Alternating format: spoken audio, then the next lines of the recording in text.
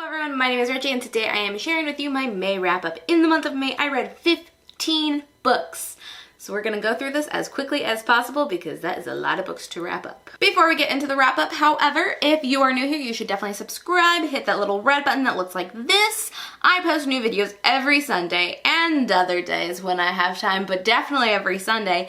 And so when you click that subscribe button, you will get a little notification when I post a new video if you log on to YouTube. If you would like to get a notification before you even have to log on YouTube when I post a video, hit that little bell thing. That's great too.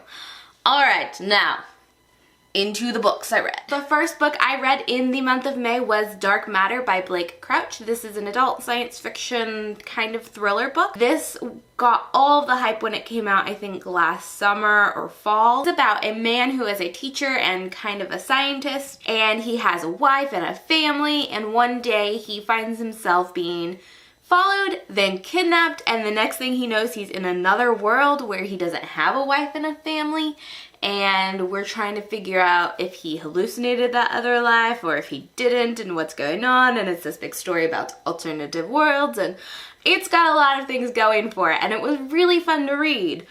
But I feel like it wasn't that deep, it wasn't all that it was hyped up to be for me, and it definitely wasn't like that well thought out or constructed in my opinion. In terms of the science fiction, definitely well constructed. Like I said, it was a fun read, but it was just kind of there. It was really fast, so I'll give it that. But I ended up giving this 3 out of 5 stars. It wasn't bad, it wasn't mind-blowing. It was just there. It was a good read.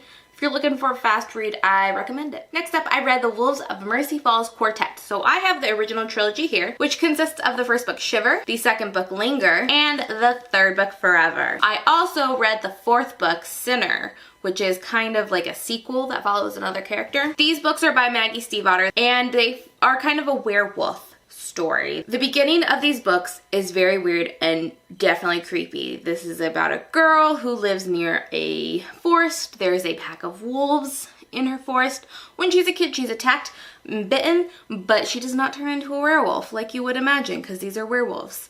Though she sees these werewolves while she's growing up, and she has a strange connection to one of the wolves who saved her from being like completely mauled and not just bitten. And this connection is definitely creepy in the beginning. However, these books are super fast, super addictive. These are like the quickest reads ever. And overall, I enjoyed them. I wouldn't say they're the best things ever, but I definitely think they were a lot of fun. And I gave each of them 3 out of 5 stars. Then Sinner follows a side character we meet in the second or third book in the trilogy, and it's kind of his story after the trilogy ends.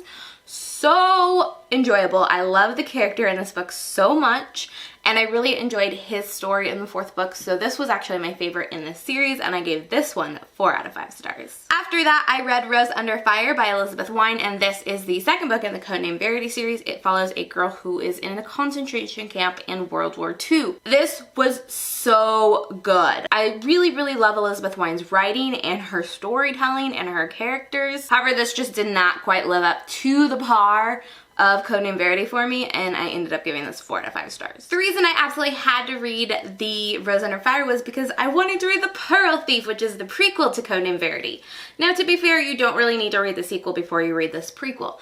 This prequel follows our main character from Codename Verity a little bit earlier in her life. I found this so much fun. It definitely had a mystery element to it, and it definitely is different than any of Elizabeth Wein's other work because it doesn't heavily deal with the war or a hard facet of the war, because this is before this character gets involved in the war.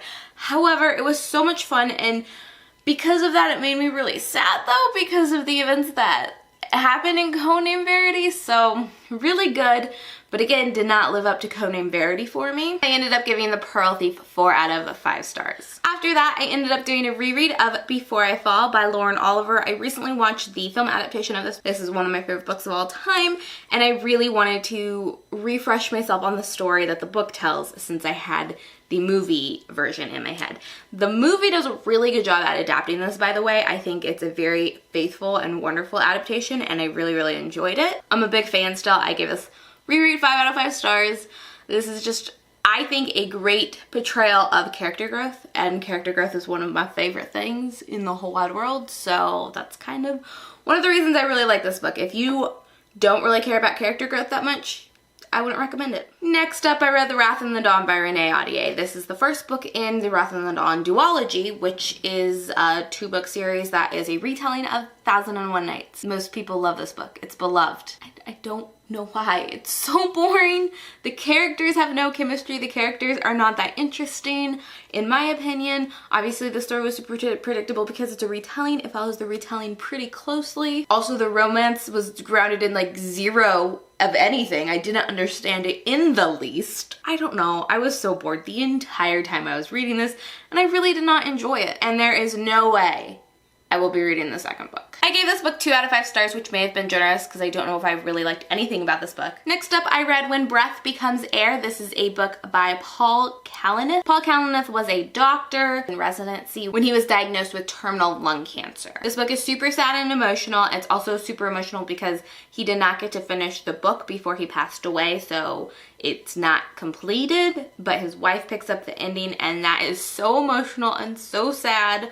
I listened to this as an audiobook. It was a really quick audiobook. It's really, really good, really impactful, and I gave it 4 out of 5 stars. Next up, I read The Circle by Dave Eggers. I wanted to read this in anticipation of the movie. I have not seen the movie yet. I know it has bad reviews. I'm still gonna watch it. I like this book. I heard a lot of bad things about this book. I thought this was great. I gave this 4 out of 5 stars.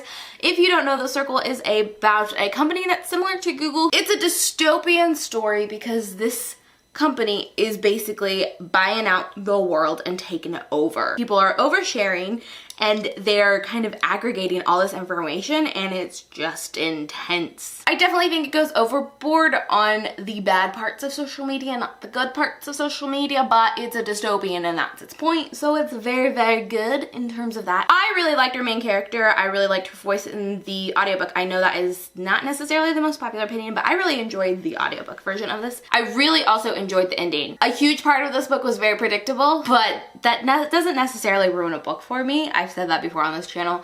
A lot of things I find predictable doesn't mean it'll ruin a book for me. It could, but it doesn't necessarily mean it's a bad thing for me. However, I really like how the ending played out.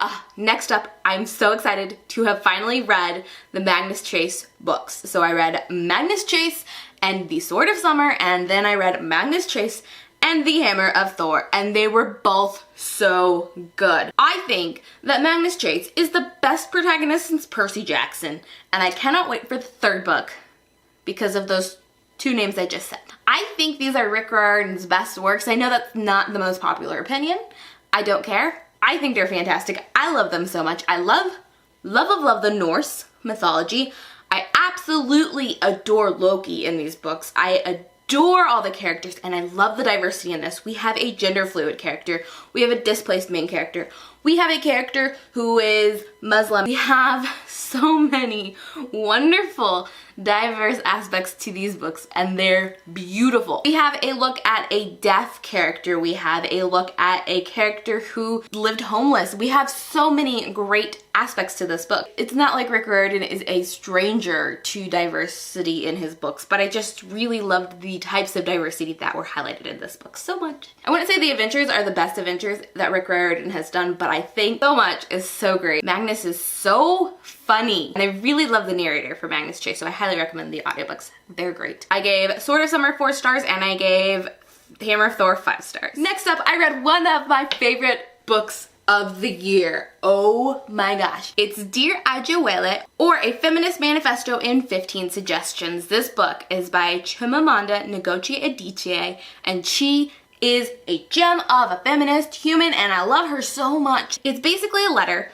that Chimamanda wrote to her friend who was having a daughter and who asked Chimamanda, hey, how can I raise my daughter to be a feminist? You can definitely read this in one sitting. Listen to the audiobook, which is 60 minutes. If you listen to it at the normal speed, which I did because it was narrated by January Lavoie, who is my favorite audiobook narrator. It's so good, guys. I wrote down a lot of quotes from this book, but my favorite is this one. If she likes makeup, let her wear it. If she likes fashion, let her dress up. If she doesn't like either, let her be. Don't think that raising her feminist means forcing her to reject femininity. Feminism and femininity are not mutually exclusive. It is misogynistic to suggest that they are. Sadly, women have learned to be ashamed and apologetic about pursuits that are seen as traditionally female, such as fashion and makeup. But our society does not expect men to feel ashamed of pursuits considered generally male, sports cars, certain professional sports. In the same way, men's grooming is never suspect in the way a woman's grooming is.